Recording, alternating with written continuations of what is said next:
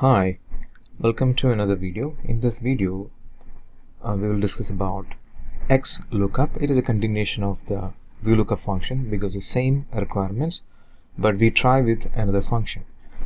XLOOKUP is a new function that is released in the beginning of 2020, and at that time they come up with a few new functions like a filter, sort, and all these things.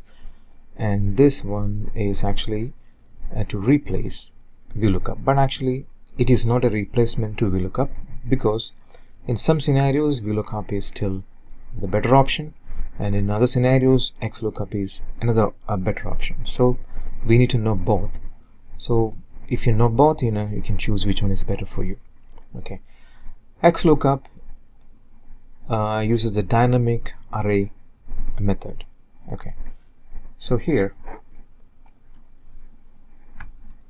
I'm writing the name of this employee like Austin,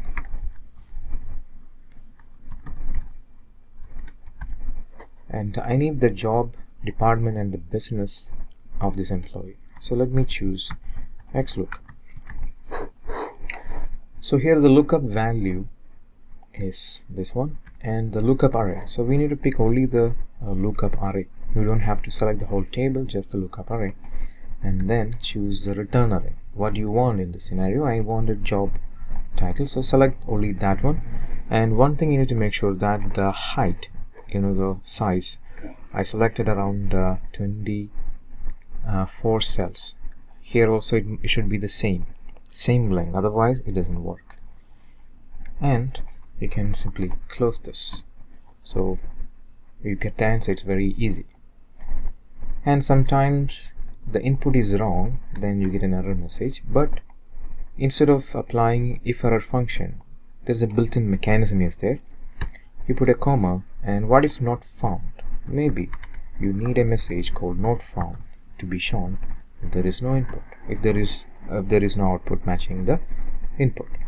Or maybe you don't want a word, instead a space, or instead nothing, like blank, like that. Okay,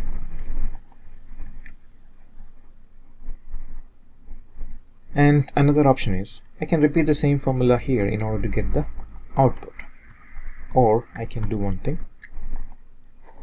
I can extend this selection B2 to B5. That means this column. Let me select the 3 columns. So XLOOKUP is going to give me the outputs, 3 outputs, and 3 outputs is there, but this is a dynamic. That's why if you select one, you will see all the 3 highlighted in that row. I'm okay with the answer, but actually I wanted the finance close to the department heading, and business unit is close to the department. So how do we arrange it? Anyway, the answer looked like this. What I can do is I can attach a function called transpose and open the parenthesis and close it. That's all. So what is inside is the output. For transpose, what is inside is the output. The transpose is going to transpose the information into column. So this is very easy to use.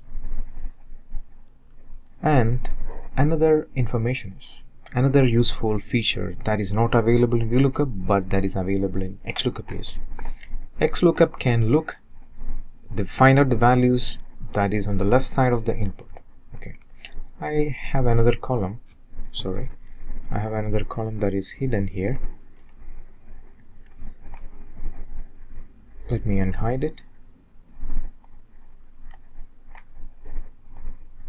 So that is column A, that is the ID of this employee. For example, if I want the ID of this employees, how do I find out?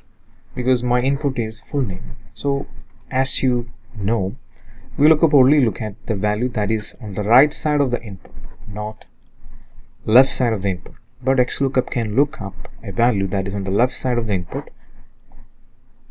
So let's try that one. Equal to XLOOKUP input, and then comma, here is the input, and then what is the output column?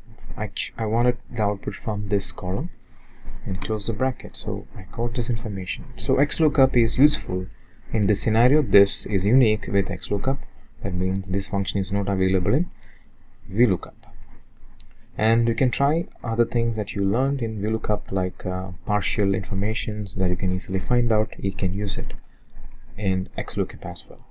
X means YX, because VLOOKUP and HLOOKUP are the two lookup functions available. HLOOKUP is looking up the value, horizontal information, like he can look up rows, but VLOOKUP look at the columns. So XLOOKUP will work with both scenarios. That's why the letter X came in. So XLOOKUP. Okay.